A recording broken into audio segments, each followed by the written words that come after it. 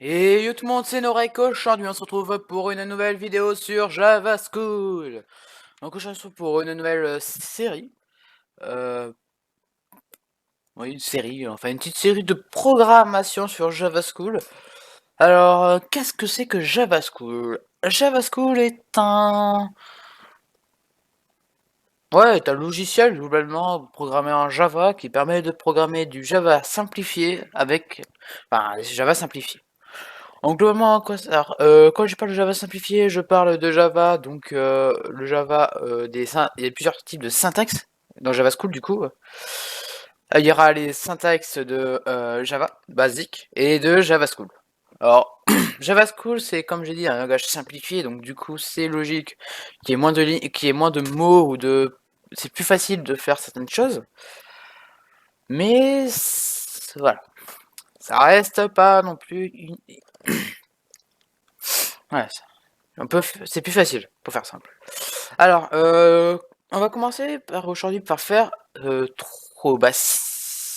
plusieurs points. On va commencer à programmer, enfin je vais vous expliquer un peu les bases de Java, globalement, et de Java School.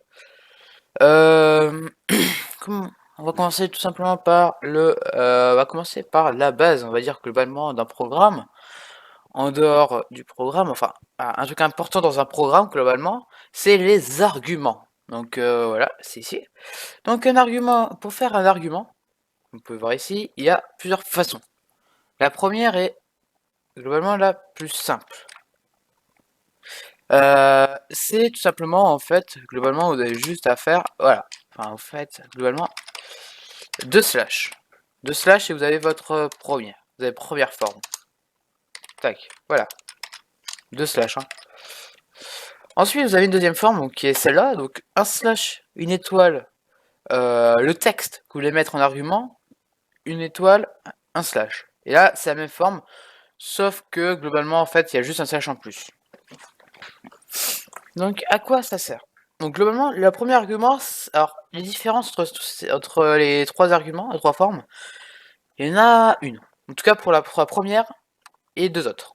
C'est-à-dire que les deux autres se ressemblent énormément, globalement, c'est la même chose, et la première, c'est assez fin. Donc, la première, comme vous pouvez le voir, la première, en fait, ne va faire que sur une seule ligne. Tout simplement. Elle va faire, regardez, elle va faire que sur la ligne, en tout cas, elle va le faire qu'à partir des deux slash jusqu'à la fin de la ligne, jusqu'à tout le texte. Si on voilà. C'est-à-dire qu'en gros, je suis même pas sûr si on fait ça et qu'on mettait, voilà, jusqu'à la fin de la ligne, du coup. Là, les deux autres formes, c'est des arguments, en fait, cette forme-là, ou la forme qui est là, globalement, ça va être à partir du slash avec Astérix jusqu'à le slash Astérix slash. Et tout ce qui est dedans, ça va être des arguments. Pareil pour la troisième forme. Alors, les arguments sont extrêmement importants globalement dans un programme. Ça permet pour vous de vous y retrouver, de savoir de quoi vous parliez, de parler. Et ça permet d'expliquer à l'utilisateur, à un utilisateur ou à un programmeur débutant qui va continuer votre programme, de potentiellement comprendre à quoi ça sert. Globalement, le programme.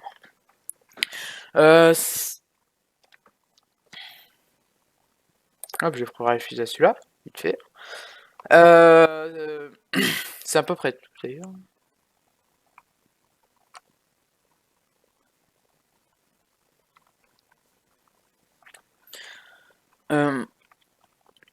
Bon. Les arguments sont extrêmement importants pour faire simple. Ensuite, nous allons faire la deuxième chose la plus importante. On va parler de la deuxième chose. Donc, il faut savoir que la première vidéo va faire 10 minutes à peu près, je tiens à préciser, parce que ça va être assez rapidement. D'autres vidéos pourront en faire jusqu'à 1 heure, je tiens à préciser, c'est pas impossible. Donc, la deuxième partie, ça va être les variables. Alors, les variables, il en existe plusieurs types. Donc, j'en ai mis 3, mais il en existe un peu plus. Enfin, il en existe plus. C'est les trois globalement les plus courantes que vous pouvez trouver, en tout cas quand vous commencez. Assez rapidement, vous pourrez trouver une autre version, c'est les tableaux. Les tableaux donc, que je vous montrerai, je vous présenterai dans une autre vidéo, que là on n'aura pas besoin. C'est assez compliqué à utiliser, enfin voilà, il faut connaître 2-3 autres bases pour pouvoir l'utiliser de façon intelligente et de façon intéressante. Donc du coup, on a 3 formes qu'on va utiliser assez facilement au début. Donc on a les int, les doubles, donc les doubles, et les strings. Donc,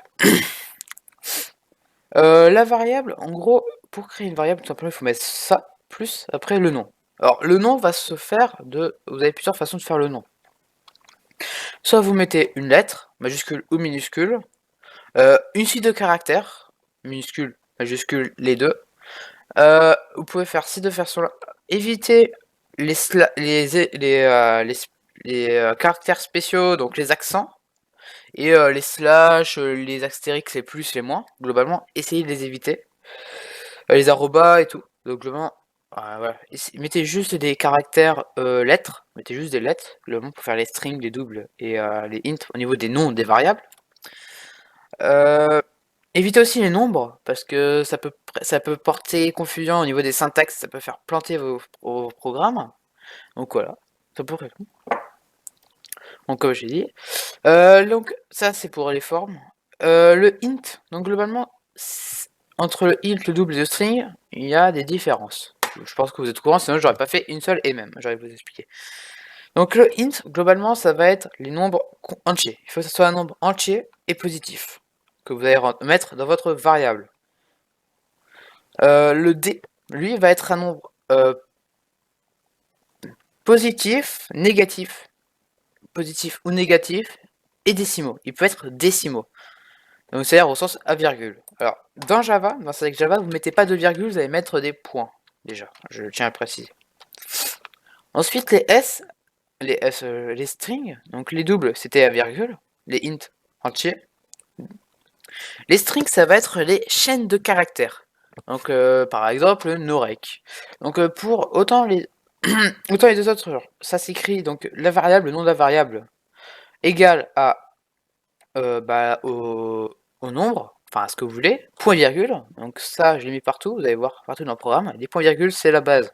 Oh, ça fait partie des bases. Ça, il faut jamais oublier de mettre un point virgule à la fin d'une ligne ou à la fin d'un texte. Parce qu'en fait, globalement, si je mets pas de point virgule là, en fait, tout simplement, le programme, il va croire qu'en fait, D égale à 1,5, S est égal à norec. En gros, globalement, en fait, ça va faire, en fait, c'est comme si, globalement, là, ça ferait comme si, voilà, ça ferait ça, globalement, pour faire simple. Le programme, il ferait ça. Et, bah, c'est pas trop ce qu'on veut, quoi. Il faut mettre des points virgules pour dire que c'est à la fin d'une ligne. À la fin d'un programme. J'ai fait la créer de variables comme ça séparément, mais vous pouvez très bien faire un. Là, vous pouvez mettre votre int, ou votre double, ou votre string, bien sûr. Alors, bien sûr, là, j'ai mis un D pour vous montrer qu'on peut mettre un nombre à virgule, mais vous aurez pu bien mettre ça. Vous aurez pu aussi mettre pareil 1. Globalement, vous pouvez mettre 1. Ça va marcher.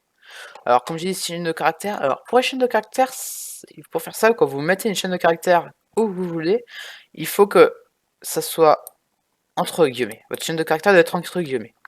Donc voilà. Donc c'est par exemple pour ça. Donc le S égale chaîne de caractères. Donc, comme je l'ai précisé juste avant, il y a deux formes de syntaxe. Il y a les syntaxes Java School et les syntaxes Java. Donc les syntaxes, globalement, c'est la forme que va prendre votre ligne. Donc ça veut dire, par exemple, là j'ai mis deux syntaxes. Là c'est les syntaxes Java School. Ça c'est les syntaxes Java. Donc, on peut voir une différence, c'est que dans le Java, il y a system.out. Print ou .println. Alors, il y a d'autres façons de les écrire, mais c'est le simple, les deux plus simples et les deux plus utiles. Là, c'est juste print et println. Tout simplement. Alors, c'est quoi la différence entre les deux? Globalement, c'est en fait println, ça va mettre à la ligne. Et print, ça va mettre à la suite. Donc, du coup, par exemple, si je mets là, donc ça va me faire ça va me faire tout simplement. Comment dire? Normalement, ça va, quand je vais le compiler, ça va faire compilation réussie. Ça va revenir à la ligne automatiquement. Ça va me faire yo, parce que c'est un print, vu que ça va écrire yo dans la console. Et comme c'est pas un println et que c'est un print, ça va mettre le deuxième yo à la suite. Par contre là, vu que c'est un println, ça va retourner à la ligne, et ça va faire pareil là, tout simplement. Donc là, par exemple, si je compile, ça fait compilation à la suite. Vous pouvez voir que ça fait yo yo, ça va, ça va. Je sais que ça s'écrit pas comme ça, mais c'est plus simple. Hein. Si vraiment ça vous embête, hop, hop, hop. Pour tout, c'est qu'on peut pas mettre, hop, voilà, comme ça. Avec point d'interrogation, je sais. Et bon. On va compiler, hop, voilà. Donc ça, ça marche aussi bien l'une que l'autre, hein, globalement. Donc là, vous avez vu, ça c'est le quatrième point. Le quatrième point, c'était l'écrire dans la console. Maintenant, ouais, c'est bien, mais quand même dans la programmation, on va pas écrire dans les consoles. On va aussi écrire, donc, et j'attends pas d'insulte de ça, on va aussi écrire dans, on va aussi écrire les variables. C'est-à-dire qu'en gros, bah, pour écrire une variable, il faut qu'on, pour écrire, enfin, en gros, ce que je veux dire, c'est qu'une variable, certaines fois, ça va être une variable d'une question. Ou ça va être une variable quelconque. Dans le sens, c'est une variable qui devra être dite ou devra être écrite dans le programme. Enfin, que l'utilisateur devra la voir. Donc il faut l'écrire. Donc là, j'ai vu que je vous ai parlé des print et des println, je vais juste dit mettre une variable dans la console. Parce que globalement, les print et println, ça met dans la console. Donc, on va faire paf. Enfin, on va faire print ln. Je préfère les print ln. Paf, paf. Paf. Enfin, on va faire exactement la même formation. Sauf que là, au lieu de mettre des guillemets, on va mettre directement le nom de notre variable. Donc actuellement, ma variable, par exemple, je vais mettre i. Voilà, je mets i. Donc si je compile et que j'exécute, j'ai 1, parce que i est égal à 1. Là, je vais mettre au point 5. Par exemple, pour différencier là. Et là, maintenant, j'ai envie de mettre, aussi d dans le même print. Println. Alors, pour faire ça, soit vous faites la même ligne, vous pouvez faire ça enfin, pour mettre sur la même ligne. Vous voulez mettre à la fois i et d sur la même ligne. Ça, ce que vous faites, c'est, vous faites plus. Là, vous mettez une chaîne de caractères. Donc, un espace, globalement, d. Ça, ce que vous allez faire, et d'où l'intérêt des prints, c'est que si vous faites print, paf, paf, paf, d, par exemple, on va mettre i. Là, ça va mettre, si je compile et que j'exécute mon programme, ça va mettre cette ligne. Alors, c'est là, c'est print ln, et là, il faut mettre print, du coup. Voilà. Cette fois, je compile, ça va le faire. Voilà. Et là, si vous avez vu, ça m'a mis tout d'affilée. Alors, je sais qu'il n'y a pas d'espace, mais ça, c'est ça. Vous pouvez faire ces deux façons. Si je mets pas d'espace, enfin si je mets pas de chaîne de caractères entre les deux, ça va me faire un calcul. Donc on imagine que je vais plutôt faire, hop, que je fais ça, hop, je supprime ça, tac, ln, je vais modifier les deux parce que ça va me faire une erreur, parce que, je vous expliquerai vite fait pourquoi. Donc d plus i que je compile, et que j'exécute, là ça va mettre 2,5, parce que ça fait un calcul. D'où l'intérêt de la chaîne de caractères. C'est globalement pour ça qu'en général le menu espace. Hein, voilà. Alors, si j'avais fait, tout à l'heure vous avez vu, j'ai fait 2,5, si j'avais mis, à la place de mettre D, si j'ai fait ça, là, que je fais compiler, il va mettre, ah non, pourquoi, parce que, oh déjà c'est mort, ah oui non, c'est bon, enfin j'ai rien dit, là ça marche, mais il faut savoir que si, à la place de println, vous faisiez un calcul, vous faites attention, parce qu'en fait là c'est le int, là c'est le i c'est un int, et le d c'est un double.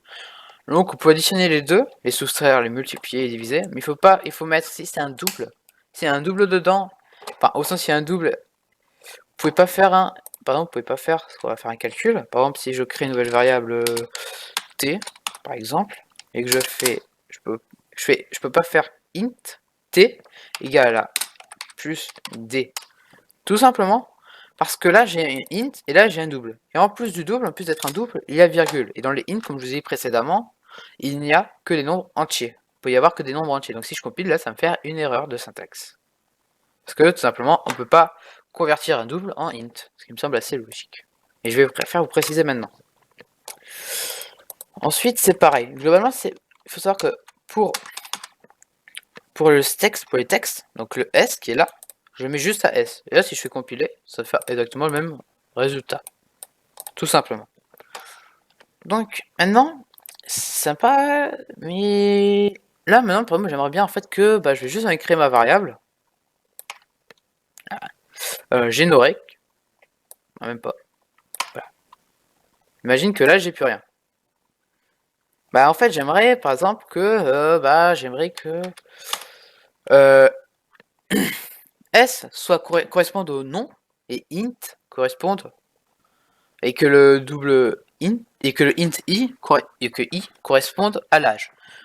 Donc là, en fait, on va correspondre à l'âge de l'utilisateur. Il faudra lui poser une question. Donc pour lui poser une question, tout ce qu'on va faire, alors c'est une syntaxe Java School parce que la syntaxe Java est un petit peu plus compliquée à faire. Mais je préfère faire une syntaxe Java School, c'est plus simple et globalement, on va utiliser, comme pour l'instant, je vais faire que du Java School dans cette série, il n'y a pas besoin d'utiliser la syntaxe Java qui est un peu plus longue. Donc moi, j'ai envie de commencer par exemple à mettre i. Donc je vais faire, pour mettre i, je vais faire un i égale read int, parce que donc du coup ça va lire un nombre entier positif, ça va lire un nombre positif. Et là, si je fais ça, il faut que par exemple, je pose la question, je vais dire quel est ton âge, tout simplement. Et que par exemple après je vais mettre print ln. Ça je vais pouvoir le prouver. Là techniquement ça va mettre ce que j'écris. Donc je compile le programme. Pourquoi print ln s. Ah oui, parce que du coup il n'est plus initialisé, il faut que je le supprime. On va compiler. Hop, on exécute. Et que je fais. Là je vais rentrer une date. Alors là vous allez voir. Je sais pas si vous allez le voir, mais en fait tout simplement j'ai un cadre qui va apparaître. Donc vous n'allez pas le voir parce que je filme que Java School et je filme pas le cadre. Donc moi j'ai un cadre globalement. J'ai un cadre avec vous allez voir, vous ferez ça, vous aurez un cadre avec moi, un petit cadre qui apparaît avec une question, quel est ton âge? Donc là si je rentre, par exemple j'ai 15, là vous allez pouvoir voir que ça va mettre 15. Tout simplement. Et donc là maintenant ça c'est bien, mais bon. Maintenant j'ai envie aussi de connaître la date de naissance. Enfin la date de naissance, le nom de le nom de la personne. Donc du coup je vais faire S, vu que c'est un string. Donc vu que le nom c'est une chaîne de caractères, il faut que je fasse un string. Donc la variable S qui est un string, il faut que je l'utilise. Donc je vais faire un read string. Hop. Qui va s'appeler, qui va écrire comment tu t'appelles. Tout simplement. Hop. Comment tu t'appelles? On va compiler le programme. Et que je fais ça, donc ça va me refaire les cadres, comme tout à l'heure.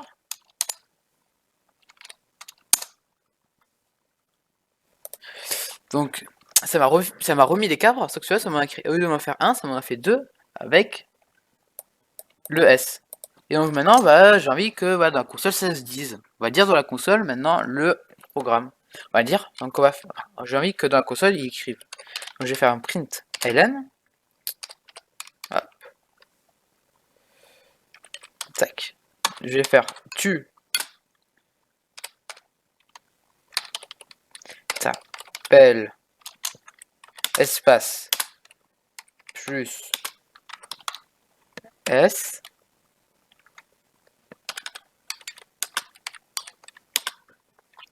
Et tu as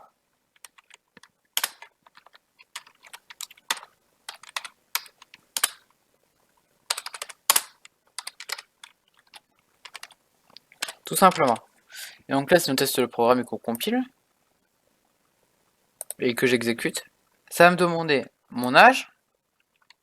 Donc que j'ai 12. Et je vais dire que je m'appelle Norek. Et voilà, ça me met, tu t'appelles Norek et tu as 12 ans. Tout simplement. Donc, là, ce que je vous ai fait, c'est les bases de la programmation, et vraiment, les bases de la programmation en Java School. Donc là, maintenant, à partir de ça, vous devrez pouvoir être capable, en Java School, de pouvoir créer des variables int, double et string, de pouvoir pour pouvoir dire des choses dans la console, et de pouvoir poser des questions. Et de donner des variables dans la console. Tout simplement. Donc cela est fait. Maintenant, nous avons fait la première vidéo. Nous terminons la première vidéo. La prochaine vidéo va bientôt sortir. Enfin, la prochaine vidéo. Quand vous allez voir cette vidéo sortir, je pense que je serai en train de réfléchir à tourner ma deuxième vidéo. Donc, je pense qu'il y aura. J'essaierai de faire en sorte qu'il y ait une vidéo par semaine de cette série. Voilà, tout simplement. Donc, au début, vous allez voir, on va faire les bases et après, on va faire des programmes. Je vais expliquer un peu. Donc, quoi qu'il en soit, j'espère que cette vidéo vous a plu. Si c'est le cas, n'hésitez pas à vous abonner et à liker. Mettez en commentaire si vous avez des idées de programmes que vous voudriez que je vous présente par la suite. J'ai quelque chose à vous dire maintenant. À la prochaine.